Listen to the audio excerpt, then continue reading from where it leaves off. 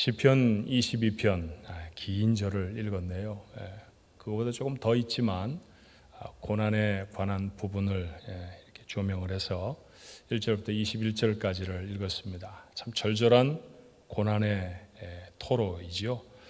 다윗의 시입니다. 1편에서부터 41편까지 시편의 5권으로 나누어져 있는 시편들의 첫 번째 묶음은 대부분 다 다윗의 시로 알려져 있어요. 자, 다윗이 이런 고통과 어려움을 언제 겪었는가? 학자들이 연구를 많이 했죠. 성경 여러 곳에 흩어져 있는 다윗의 고난의 일화들을 찾아보면서 연구를 해보니 오늘 그가 표현하고 있는 고난이 다윗의 삶에서 경험된 적이 없었다라고 하는 결론에 이르렀습니다. 그렇다고 하면 이것은 다윗이 경험에 고통스러워서 하나님 앞에 기도하고 부르짖는 기도는 아닐 것이라는 것이죠. 도리어 이 말씀이 우리에게 익숙한 까닭은 여기에 기록된 말씀들 중에 상당한 부분들이 신약 성경 예수님의 고난 속에서 발견되어지고 확인되어지기 때문입니다. 자, 다윗이 이 시를 기록한 지 1000년여 후에 예수님이 당하실 고난입니다. 바로 그것을 다윗은 성령의 감동으로 예언하고 있습니다. 시편의 몇몇 구절들은 바로 이런 예언들이 적혀져 있는데 이런 부분을 메시아적 예언시 그렇게 보통 부르기도 하지요. 자, 한번 확인을 해볼까요? 첫 절의 말씀입니다. 시편 22편 1절 내 하나님이여 내 하나님이여 어찌하여 나를 버리셨나이까 어찌하여 나를 멀리하여 돕지 아니하시오며 내 신음소리를 듣지 아니하시나이까. 우리는 이 말씀을 마가복음에서 이렇게 확인합니다. 마가복음 15장 34절의 말씀이죠. 제9시에 예수께서 크게 소리 지르시되 엘리 엘리 라마 사박다니 하시니 이를 번역하면 나의 하나님 어찌하여 나를 버리셨나이까 하는 뜻이라. 마가는 주님의 말씀을 주님이 발음하신 그대로 모두 아람어로 음역해 적은 후에 그 뜻을 이렇게 밝혔지요. 나의 하나님 어찌하여 나를 버리셨나이까. 우리가 읽었던 시편 21편 1절에 예언된 말씀이었습니다. 예수님이 십자가를 지실 당시의 상황을 시간대별로 마가는 상당히 소상히 기록하고 있어요.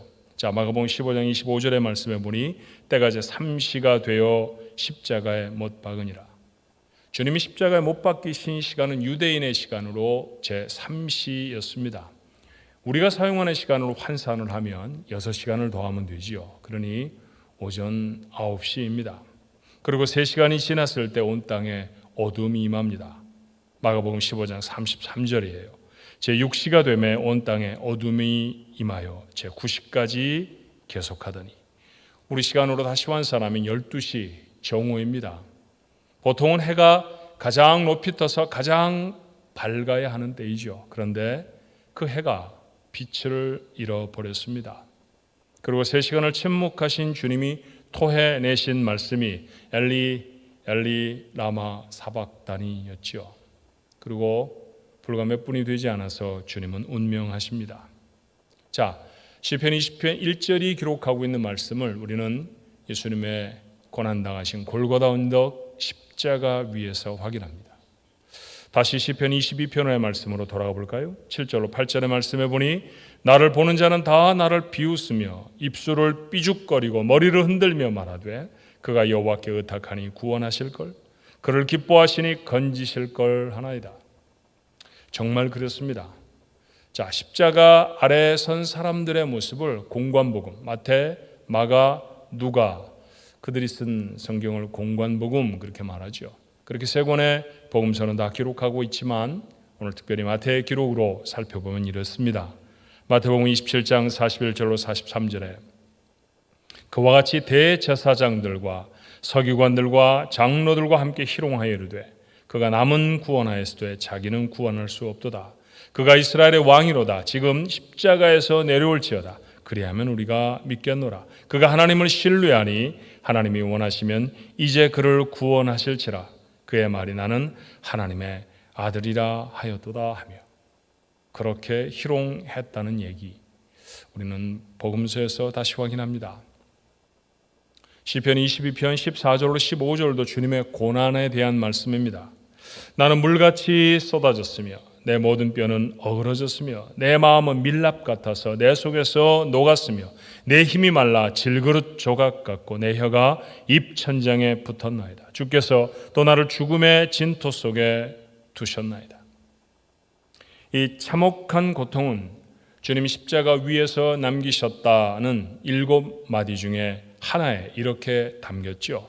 자, 이번에는 요한이 기록하는 본문으로 보십시다. 요한복음 19장 28절에 그 후에 예수께서 모든 일이 이미 이루어진 줄 아시고 성경을 응하게 하려 하사 이르시되 내가 목마르다 하시니, 내가 목마르다. 그 안에 질그릇처럼 말라버린 자신의 육체의 고통을 그분은 다 담으셨고요. 그것이 구약에 예언된 말씀의 성취라는 것을 요한은 성경을 응하게 하려 하사라고 하는 말로 밝힙니다. 22편의 말씀을 조금 더 볼까요? 16절입니다. 개들이 나를 애워쌌으며 악한 무리가 나를 둘러 내 수족을 찔러나이다. 마치 짐승을 사냥하듯이 사냥꾼이 사나운 개들을 풀어놓고 이제 한 곳에 몰아넣은 것이죠. 이제 마침내 잡혔습니다. 개들은 으르렁거리는데 사냥꾼은 그 짐승의 수족을 찌르는 것이죠. 마치 그와 같은 모습으로 고난당하고 있다라는 얘기입니다. 그리고 18절이에요. 내 겉옷을 나누며 속옷을 제비 뽑나이다. 마가는 이 말씀을 한 절로 이렇게 간결하게 기록합니다. 마가복음 15장 24절에 십자가에 못 박고 그 옷을 나눌세 누가 어느 것을 가질까 하여 제비를 뽑더라. 쉽게 만질 수도 없는 손과 발이 주님의 손과 발이 아니었을까요? 그런데 감히 그곳에 못질을 해댔습니다. 손발이 찔려졌지요.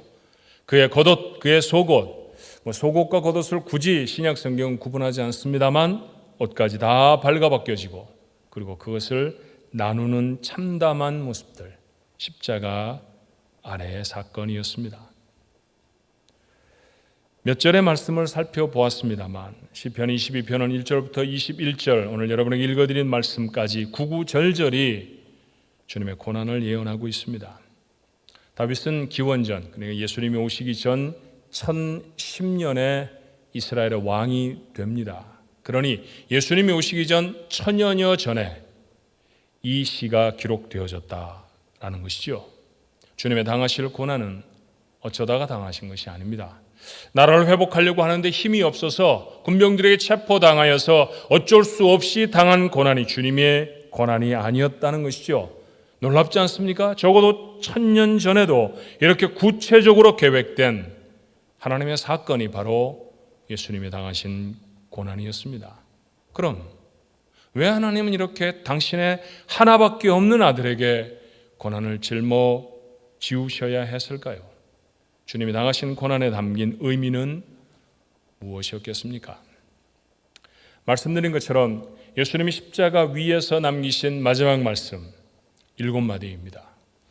여러 복음서에 흩어져 있는 것을 모아보니 7마디가 되어졌는데 마가와 마태는 한 말씀밖에 적지 않습니다. 엘리 엘리 라마 사박다니. 오늘 우리가 선택한 본문 시편 22편 1절의 말씀이죠. 마치 주님의 모든 고난이 이 말씀에 수렴되어져 있다라고 그들은 표현하는 것 같아요. 내 하나님이여 내 하나님이여 어찌하여 나를 버리셨나이까?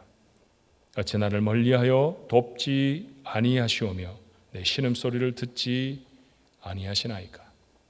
주님의 고난이 갖는 첫 번째 의미가 무엇인가요? 하나님께 버림받음이었습니다. 손, 발 찔리고 사람들에게 조롱을 당하는 것, 주님이 버리지 않으셨으면 당할 수 없었던 고난입니다. 오늘 마가가 예수님이 말씀하신 그대로의 그 아람어 말씀으로 말하면 사박다니라고 하는 단어였죠. 버림받았다라고 하는 뜻입니다. 예수님의 절규는 하나님 앞에 버림받은 것에 대한 고통이었습니다. 주님에게 있어서 하나님께 버림받는 것보다 더 큰 고통이 없었다는 것이죠.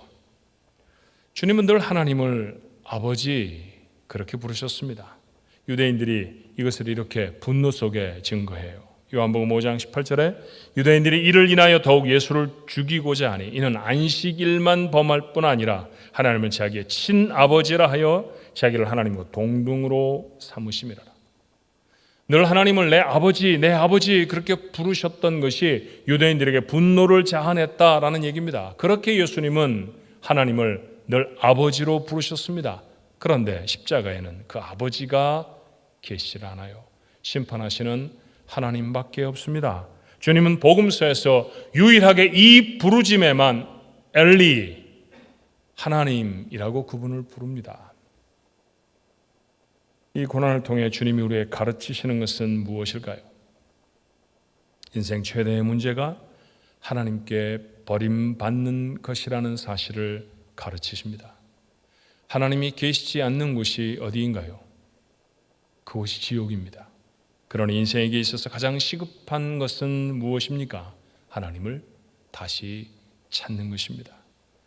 우리는 병드는 것을 두려워합니다. 왜 마스크를 쓰고 사람들과 소셜 디스턴스, 사회적 거리를 두고 그리고 사람이 모인 곳에 우리가 가지 않습니까? 병에 전염될 것을 두려워하기 때문입니다. 돈이 없는 것 두렵지요. 직장을 잃어버리는 것 두려운 일입니다. 사람들이 나를 어떻게 볼까 두려워합니다. 그런데 하나님을 잃어버리는 것은 어떻게 생각하시나요? 거의 생각도 하지 않고 사는 것은 아닙니까? 하나님을 아버지로 모시고 살아가는 사람은 삶의 태도도 하나님을 향한 태도도 다릅니다. 어떻게 하나님을 아버지로 모시고 살면서 거짓을 행할 수 있을까요? 하나님을 아버지로 가진 자는 세상에 다른 것을 가지려고 욕심내지 않습니다. 음란의 자리에도 거친 폭행자로도 살 수가 없습니다. 못된 짓을 하는 아이들, 비행 청소년, 요즘 그렇게 부르나요? 그런 아이들 종종 이야기를 듣죠. 그들이 하고 싶은 대로 못된 짓을 하려고 할 때 최대의 걸림돌은 무엇입니까? 부모입니다. 부모가 제일로 걸림돌이 됩니다. 그래서 자기 마음대로 살고 싶은 아이, 자기가 하고 싶은 대로 하며 살고 싶은 아이들은 부모를 떠나지요. 하지만 어른들은 압니다. 그것은 그가 부모를 떠나는 것이 아니라 부모를 잃어버리는 것이라는 사실을 말입니다.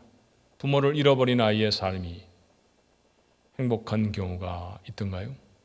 말할 수 없이 비참해지고 말지요. 여러분 아십니까? 죄를 지을 때마다 우리는 슬그머니 하나님 아버지의 손을 놓아버립니다. 이것이 얼마나 두려운 일이며 얼마나 엄청난 권세를 잃어버리는 것인 줄 알면 우리는 그러지 않았을 것입니다. 생각해 보십시오. 예수님의 손, 예수님의 발, 천지를 만드시던 손이었습니다. 물을 딛고 서시던 발이었죠. 그런데 하나님께 버림받은 자리에서 그 손도 발도 손가락만한 못에 박혀 꼼짝도 할 수 없었습니다. 주님은 그것이 하나님을 잃어버린 사람들의 모습이라고 우리에게 고발하고 계십니다. 십자가를 가슴에 담은 사람들의 고백은 한결같이 이렇습니다. 갈라디아서 2장 20절의 말씀이 대표적인 말씀의 하나입니다. 내가 그리스도와 함께 십자가에 못 박혔나니 그런즉 이제는 내가 산 것이 아닙니다. 십자가는 보는 것이 아닙니다. 십자가는 지는 것입니다.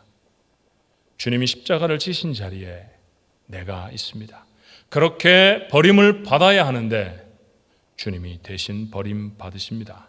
그러고서야 내게 하나님이 아버지가 되실 수 있기 때문입니다. 그러니 여러분, 다시 잃어버릴 수 없다라고 하는 사실에 마음을 분명히 두십시오. 잃어버리지 않아야 합니다. 엘리 엘리 라마 사박다니.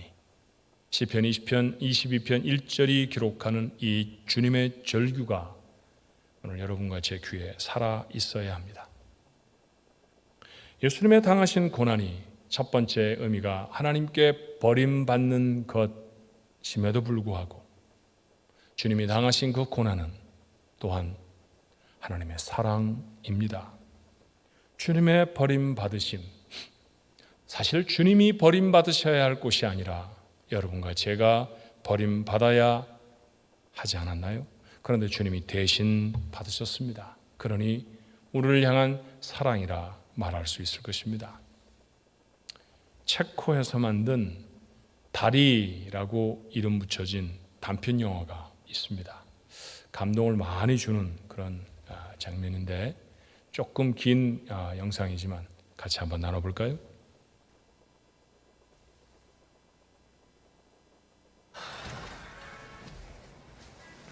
Dobrou. Za hodinu pojede vlak, jo. Za 30 minut pro tebe přijdu a půjdeme nahoru a budeme pouštět šoupátka, jo? Položíme most. No, mostem položíme most, jo?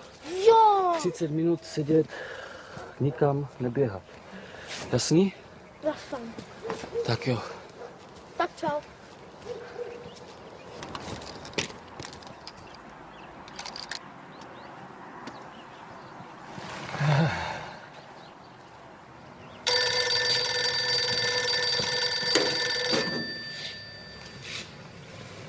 Jo, jasně. Už ho vidím, ten tvůj samovar. Jo. Ahoj.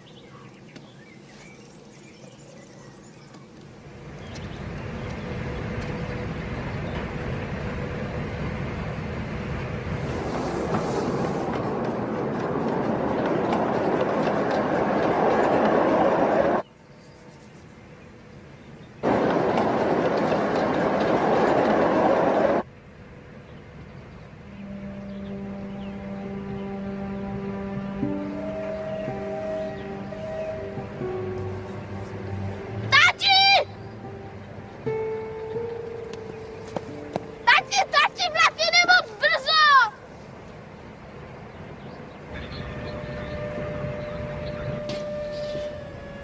Tati, ten vlak jede moc brzo!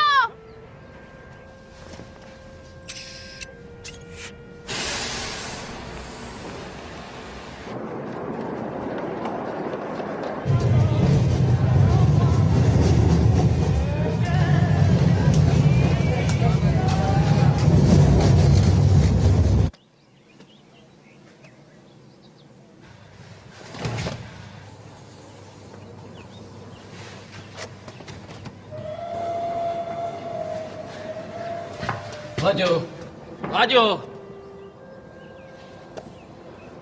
Láďo!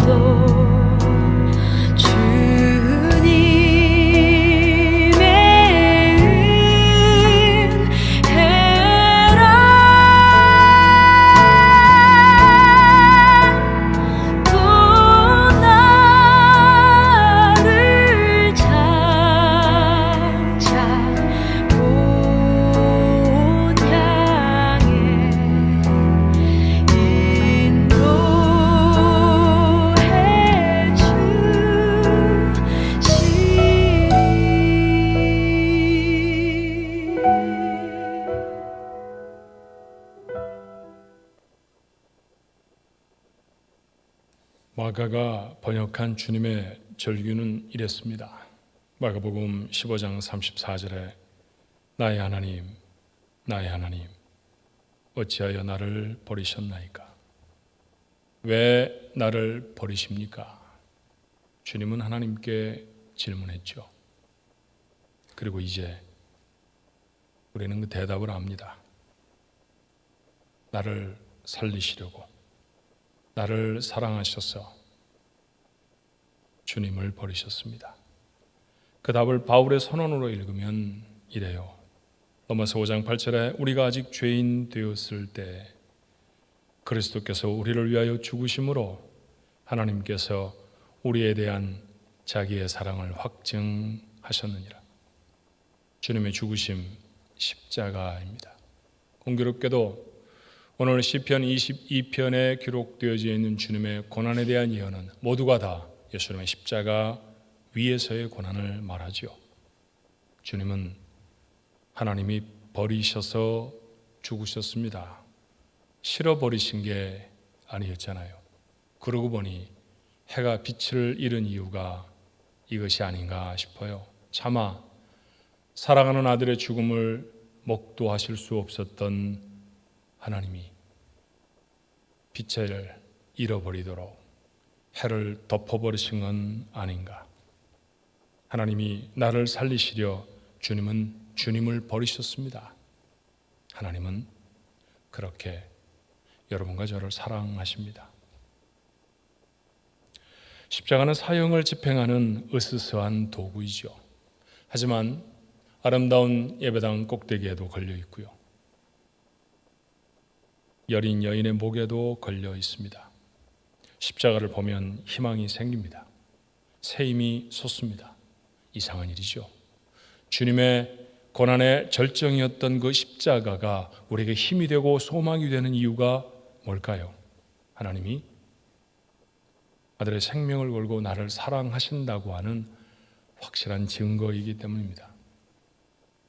바울은 복음을 전하다가 말로 다 할 수 없는 고난을 당했습니다. 그러나 두려워하지도 멈추지도 않아요. 어떻게 그럴 수 있었을까요? 바울의 고백으로 들어볼까요? 로마서 8장 38절로 39절에 그는 이렇게 고백합니다. 내가 확신하노니 사망이나 생명이나 천사들이나 권세자들이나 현재일이나 장래일이나 능력이나 높음이나 기쁨이나 다른 어떤 피조물이라도 우리를 우리 주 그리스도 예수 안에 있는 하나님의 사랑에서 끊을 수 없으리라.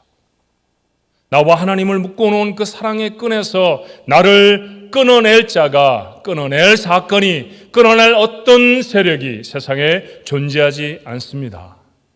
나를 향한 하나님의 사랑을 포기시킬 수가 없다라고 하는 사실을 그는 알았기 때문에 두려워하지도 절망하지도 않습니다. 시편 22편의 예언을 주님의 고난이 성취되었다는 사실로 적은 마태, 마가, 그리고 누가와 요한도 그 복음서를 읽은 초대교회 성도들에게도 이 확신이 있었습니다. 그래서 가난해지는 것이, 사람에게서 버림받는 것이, 죽는 것이 두렵지 않았습니다. 그래서 그 하나님을 눈물로 찬송하고 예배했지요. 그 하나님께 기도하면 다 이룬 줄로 믿어졌습니다. 이게 신자의 삶입니다. 우리에게는 다른 이야기가 있나요? 아니죠. 우리도 하나님의 사랑 때문에 세상을 살아갈 용기를 갖습니다. 십자가, 그보다 더 참혹한 형틀은 없습니다. 아들을, 아니 친히 하나님이신 주님을 매달았습니다. 세상에 하나님을 박아놓을 못이 있습니까? 매달 나무는 없죠. 그런데 골고다의 십자가에 달리셨습니다. 나 때문입니다. 그렇게 생명을 걸고 주님은 나를 사랑하십니다. 그 사랑 때문에 우리는 오늘도 예배하고 내일도 살 것입니다. 하나님의 우리를 위한 사랑, 여러분과 제가 세상을 살아갈 능력이 되는 줄로 믿습니다. 기도하십시다. 좋으신 하나님, 왜 우리는 하나님을 좋으신 하나님 그렇게 부를까요? 그 하나님은 아들을 십자가에 못 박으셨던 분이셨습니다. 어찌 보면 무서울 수 있는 분 아닙니까? 그런데 그렇게 사랑하고 그렇게 귀하고 하나밖에 없는 아들을 십자가에 못 박으시면서도 우리가 뭐라고 우리를 살리시려고 하셨습니다. 그렇게 살아나 하나님을 아버지라고 부르게 되었기에 저희에게는 하나님이 좋으신 하나님이십니다. 좋으신 하나님, 그 사랑이 우리를 살아가게 하는 줄로 믿습니다. 우리가 놓여 있는 참담한 상황 중에도 하나님이 나를 사랑하셔, 이 확신이 우리를 서게 합니다. 때때로 죄악에 무너질 것 같은 연약한 삶이지만 하나님이 나를 사랑하셔서 아들을 주셨는데 라고 하는 사실이 죄에서 돌이켜 아버지를 바라보게 합니다. 그것이 그리스도인의 삶인 줄로 믿습니다. 그렇게 살아오게 하셨사오니 우리의 남은 생에도 이렇게 나를 붙드셨던, 아들을 희생하시면서도 나를 사랑하셨던 무섭도록 힘있고 강렬한 그 하나님의 사랑의 의지에 살아가는 제 모두가 되게 하여 주옵소서. 어려움 중에 있는 우리 가족들이 있지만 그러나 이 사랑이 더 가슴에 분명하고 선연히 살아날 수 있게 축복해 주셔서 그 사랑을 붙들고 누구보다 힘있게 능력있게 감동으로 살아가는 우리 가족들 모두가 되어지도록 매일매일을 함께하여 주시옵소서.